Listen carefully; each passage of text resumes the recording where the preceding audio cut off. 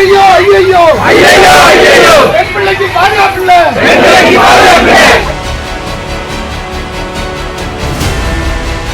சரக்கு விற்காங்க அப்படின்னா துட்டு வாங்குறதுக்கு ஓடி வந்துடுறாங்க. கோயில விற்காங்கன்னா துட்டு வாங்க ஓடி வந்துடுறாங்க.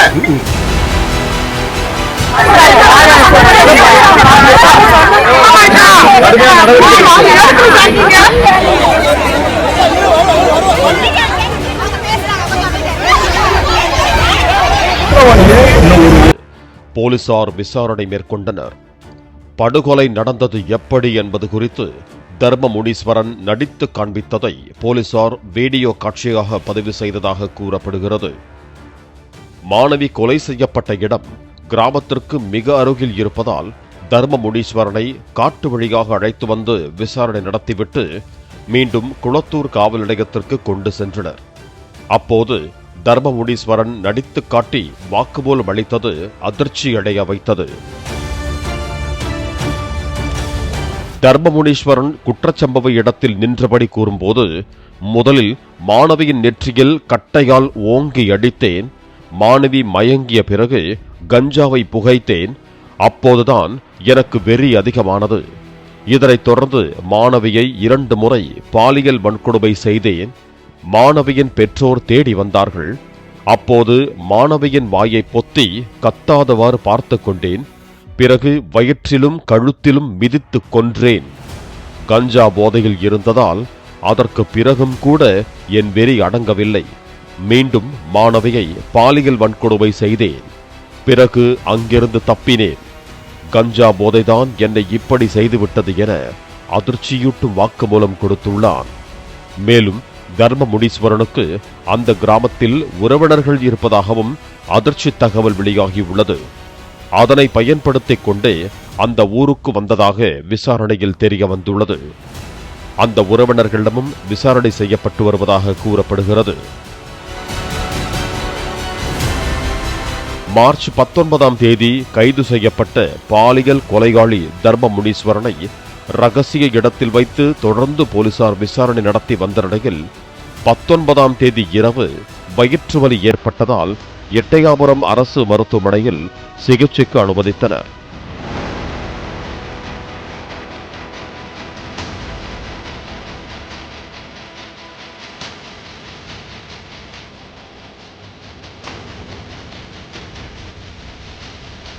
சிகிச்சை முடிந்து காலை மீண்டும் தர்ம முனீஸ்வரனை போலீசார் விசாரணைக்கு அழைத்து சென்றனர்.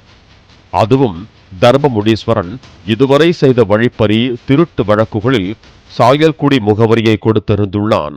ஆனால் பல வருடங்களுக்கு முன்பாகவே அங்கிருந்து தூத்துக்குடி மாநகர பகுதியில் உள்ள ராஜபாண்டி நகரில் தனது தாயுடன் குடியேறியதும் தெரிய வந்துள்ளது. மேலும் தர்ம முனீஸ்வரன் தான் மாணவியின் கிராமத்திற்கு வந்து சென்றிருக்கிறான் என்பதை உறுதி செய்த போலீசார் அவன் நாள்தோறும் தவறாது நீதிமன்றத்தில் கையெழுத்திடுவதை பின்தொடர்ந்து நீதிமன்றத்தில் கையெழுத்திட வரும்போது அவனை அதிரடியாக கைது செய்தனர்.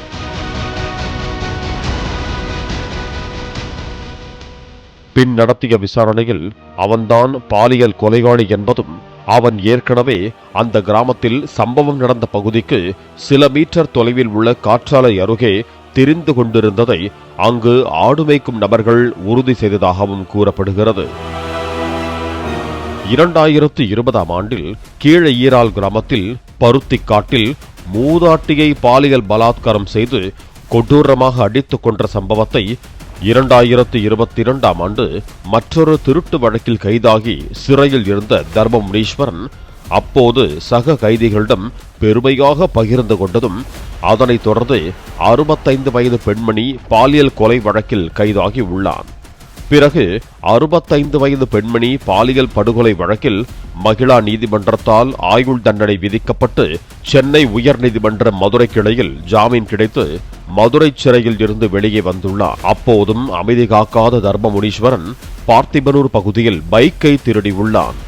அந்த பைக்கு தான் மாணவி பாலியல் படுகொலை செய்யப்பட்ட பகுதியில் காற்றாலையில் பொருத்தி இருந்த சிசிடிவியில் பதிவான பைக் என்பது விசாரணையில் காவல்துறை கண்டுபிடித்தது. அதாவது அந்த பைக்கில் இருந்த எண்ணெய் கொண்டு காவல்துறை எடுத்த முயற்சியில் அது திருட்டு பைக் என்று தெரிய வந்தது. இதனை கவனித்த டிஐஜி சரவணன், இதேபோன்று பைக் திருட்டு மற்றும் பாலியல் பலாத்காரம் செய்து கொலை செய்த நபர்கள் விவரம் மற்றும் அவர்கள் தற்போது சிறையில் உள்ளார்களா அல்லது யாராவது வெளியே வந்திருக்கிறார்களா என்ற விவரத்தை சிறைத்துறையின் அறிக்கையை பெற்று விசாரணை நடத்த கூறினார். அந்த விசாரணையில்தான் காவல்துறைக்கு ஒரு முக்கிய தகவல் கிடைத்தது. அதாவது சிசிடிவியில் கிடைத்த இந்த பைக் திருடு போன அன்றுதான் அதே போன்று பாலியல் பலாத்காரம் செய்து கொலை செய்த ஒரு நபர் சிறையில் இருந்து வெளியே வந்துள்ளான். அவன் பெயர் தர்ம முனீஸ்வரன் என்பது விசாரணையில் தெரிய வந்தது. இதனைத் தொடர்ந்துதான் தர்ம முனீஸ்வரனை கைது செய்திருக்கிறார்கள்.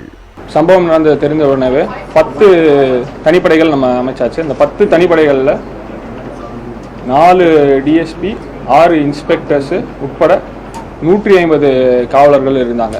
இந்த கேஸுக்கு டெடிகேட்டடாக இருந்தது. இது இல்லாமல் நீங்கள் பார்த்தீங்கன்னா நமக்கு தமிழ்நாட்டுடைய சட்ட ஒழுங்கு ADGP sir, south zone IG sir ஒரு 3 டேஸ் தூத்துக்குடியிலே கேம்ப் பண்ணி கைடன்ஸ் அண்ட் இன்ஸ்ட்ரக்ஷன்ஸை கொடுத்தாங்க. செகண்ட் திங் பார்த்தீங்க அப்படின்னா, சம்பவம் நடந்த நாள்லேருந்து இந்நாள் வரைக்கும் திருநெல்வேலி சரக டிஐஜி திரு சரவணன் ஐபிஎஸ் சார் டெய்லி வந்துட்டு சீன் ஆஃப் கிரைமையும் அந்த வில்லேஜ் அந்த ஸ்டேஷன் விசிட் பண்ணி எனக்கு வந்துட்டு சப்போர்ட்டிவாக கைடன்ஸ் அதெல்லாமே இருந்துச்சு. இப்போ இந்த வழக்கில் பார்த்தீங்க அப்படின்னா ஒரு நபர் இப்போ வந்து கைது செய்யப்பட்டிருக்காரு. ஃபர்ஸ்ட் விஷயம், அந்த நபருக்கு நம்ம எப்படி கைது அப்படின்னு பார்த்தீங்கன்னா, இந்த இன்வெஸ்டிகேஷன் எல்லாமே வந்துட்டு பியூர்லி சயின்டிஃபிக் லைன்ஸில் தான் நம்ம பண்ணது. சம்பவம் நடந்த அன்னைக்கே வந்துட்டு finger print expert, dog squad, forensic scientific team இவங்க எல்லாமே வந்துட்டு சம்பவத்தில் இருக்கக்கூடிய தடயங்கள் எல்லாத்தையுமே சேகரித்து நமக்கு வந்துட்டு ஒரு தனித்தனியாக வந்துட்டு ஸ்பெஷல் ரிப்போர்ட் எல்லாமே கொடுத்துட்டாங்க. அது மட்டும் இல்லாமல் வெவ்வேறு கோணங்களில் மல்டிபிள் லைன்ஸில் இந்த இன்வெஸ்டிகேஷனு, உதாரணத்துக்கு சம்பவ இடத்துல சிசிடிவி இல்லைனாலும் சம்பவ இடத்த சுற்றி இருக்கக்கூடிய சிசிடிவிஸை கண்காணிக்கிறதுக்கு அதுக்குன்னு தனியாக தனிப்படைகள் அமைச்சோம்.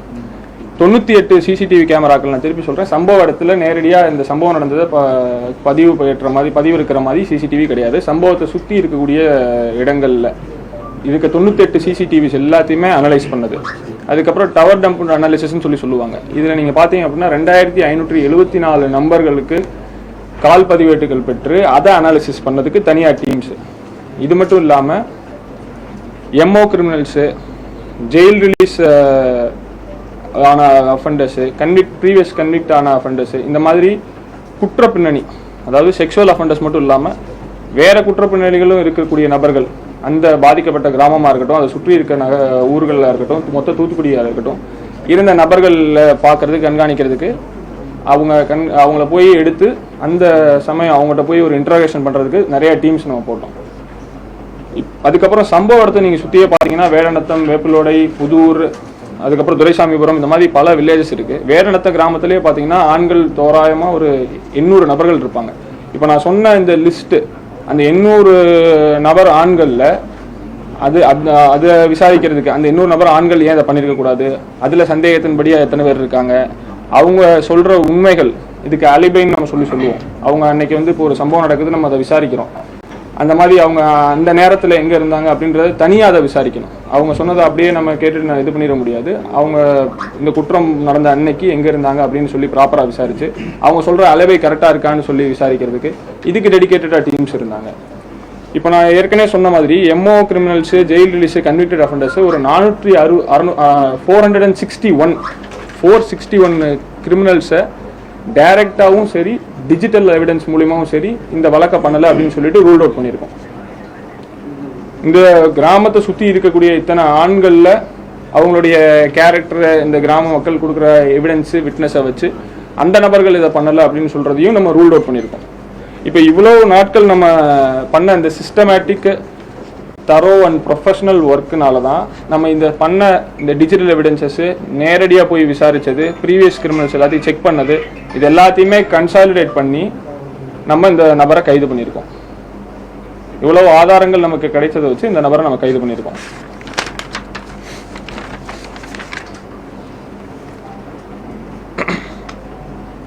நெக்ஸ்ட்டு, இந்த வழக்கு ரிப்போர்ட் ஆன நாள்லேருந்து நான் டீமில் சொன்னக்கூடிய கான்ஸ்டபிள் ரேங்க்லேருந்து கூட எஸ்ஐ ரேங்க் வரை இருக்கிற நபர்கள், இப்போ ஒரு சூப்பர்வைசரி ஆஃபீஸராகவும் சரி, ஒரு டீமுடைய ஒரு இன்சார்ஜாக ஒரு டிஎஸ்பியோ ஒரு இன்ஸ்பெக்டர்னால ஒரு சில இன்ஸ்ட்ரக்ஷன்ஸ் கொடுத்து இதை பண்ணுங்க அப்படின்னு தான் சொல்ல முடியும். ஆனால் இரவு பகல் பார்க்காம ரெஸ்ட்டுக்கு நாம் போங்கன்னு சொல்லி சொன்னாலும் இந்த கான்ஸ்டபிள்ஸாக இருக்கட்டும், எஸ்ஐயாக இருக்கட்டும், இந்த வழக்கை வந்துட்டு கிராக் பண்ணுற வரைக்கும், இந்த குற்றம் புரிந்த நபரை பிடிக்கிற வரைக்கும் கிடைச்ச இடத்துலேயே அங்கேயே அந்த ஊர்லேயே கேம்ப் பண்ணிவிட்டு அங்கேயே வண்டியிலேயே கூட தூங்கிட்டு அந்த மாதிரி ரொம்ப கஷ்டப்பட்டு ஒர்க் பண்ணாங்க. இது வந்துட்டு பார்ட் ஆஃப் போலீசிங் தான். தூத்துக்குடி மாவட்ட காவல்துறை வந்துட்டு இந்த மாதிரி ப்ரொஃபஷனலாக ஒர்க் பண்ணுறதும் இந்த மாதிரி சின்சியர் டெடிகேட்டட் கான்ஸ்டபிள்ஸ் டு எஸ்ஐனால தான் இந்த கேஸ் கிராக் ஆச்சு அப்படின்றதையும் நான் தெரிவிச்சுக்கிறேன். இந்த நிலையில் தற்போது மாணவி பாலியல் படுகொலை வழக்கில் கைது செய்யப்பட்ட தர்ம முனீஸ்வரன் தூத்துக்குடி மாவட்ட போக்சோ நீதிமன்றத்தில் ஆஜர்படுத்தப்பட்டார். இதைத் தொடர்ந்து அவரிடம் நீதிபதி பிரீதா குற்றச்சம்பவம் குறித்து விசாரணை நடத்தினார். அப்போது தர்ம முனீஸ்வரன் அந்த குற்றத்தை செய்ததாக ஒப்புக்கொண்டான். இதைத் தொடர்ந்து நீதிபதி பிரீதா அவனுக்கு 14 நாட்கள் நீதிமன்ற காவல் விதித்து உத்தரவு பிறப்பித்தார். இதைத் தொடர்ந்து தர்ம முனீஸ்வரனை காவல்துறையினர் தூத்துக்குடியில் இருந்து பாளையங்கோட்டை மத்திய சிறையில் கொண்டு போய் அடைத்தனர்.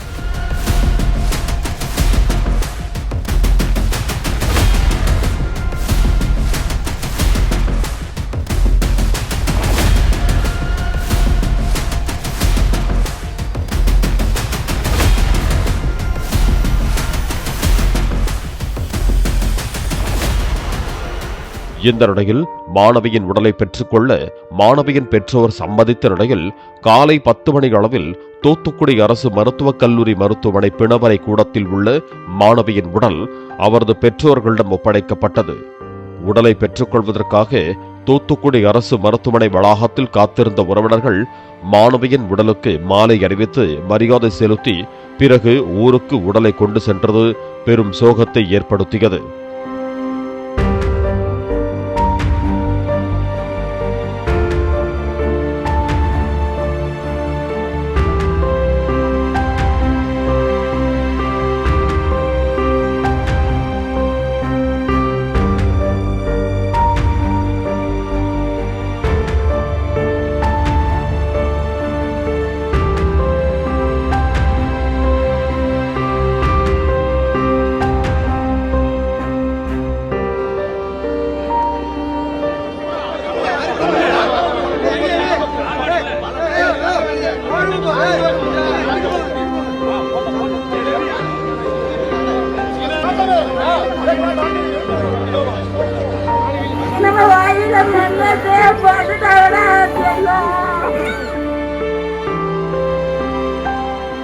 ஏற்கனவே 65 வயது பெண்மணி பாலியல் படுகொலை வழக்கில் கைது செய்யப்பட்டு ஆயுள் தண்டனை விதிக்கப்பட்ட தர்ம முனீஸ்வரன் எப்படி மேல்முறையீட்டில் ஜாமீனில் வெளியில் வந்தான்?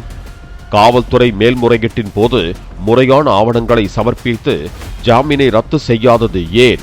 இப்போது மாணவியின் பாலியல் படுகொலை வழக்கிலாவது முறையாக ஆவணங்களை சமர்ப்பித்து நீதிமன்றத்தில் சரியான தண்டனையை போலீசார் வாங்கி கொடுப்பார்களா என பொதுமக்கள் மத்தியில் கேள்வி எழும்பி உள்ளது.